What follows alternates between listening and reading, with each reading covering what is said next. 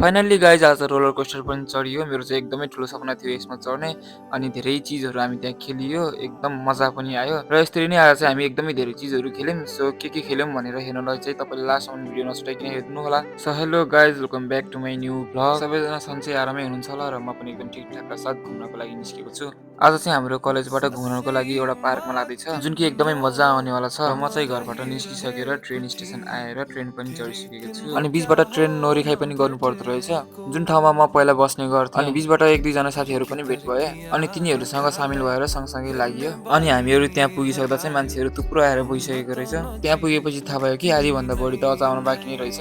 सेन्सीले सबैजनालाई भित्र छिर्नको लागि टिकटहरू पनि बाँड्दै हुनुहुन्थ्यो। अनि यो चाहिँ भित्र गएपछि गेम खेल्नको लागि टिकट, अनि यो टिकट चाहिँ यसरी हातमा लगाएर जानु पर्दो रहेछ, किनकि भित्र छिर्दा चाहिँ यो स्क्यान गर्न सजिलो होस् भनेर। यो चाहिँ भित्र गएपछि खानेकुराहरूको लागि कुपन, जुन कि 1500सम्म लिमिट थियो।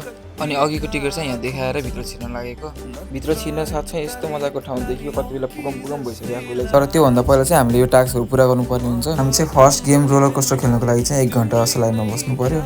अरू खेलेको हेर्दाखेरि हाम्रो पालो कति बेला आउँछ भनेर लास्ट आत्तिराखेको थिएँ। फाइनली हाम्रो पालो पनि आयो। अब यो चाहिँ यहाँ स्क्यान गरेर जानु पर्दो रहेछ। भित्र छिरिसकेपछि चाहिँ सबैभन्दा अगाडिको सिट रोजेर बसिहाल्यौँ र त्यहाँ चाहिँ फोनहरू खस्छ भनेर चाहिँ भिडियोहरू बनाउनु नदिँदो रहेछ। सो त्यही भएर खेलेको चाहिँ भिडियो बनाउन पाइएन। फाइनली खेलेर पनि आइपुग्यो, तर सुरुमा त डेन्जर डर लाग्दो रहेछ, मुटु नै झला जस्तो भयो यार। अनि हामीलाई चाहिँ एकदमै भोक लागेर अघिदेखिको कुपन युज गर्नु पर्यो भनेर चाहिँ यहाँ फ्रेन्च फ्राई किन्यौँ।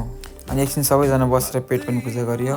नास्ता खाएपछि चाहिँ हामी यो रोटेपिङ खेल्न गयौँ। अनि रोटेपिङबाट देखिने भ्यूहरू हेर्दै मजा लियौँ एकछिन।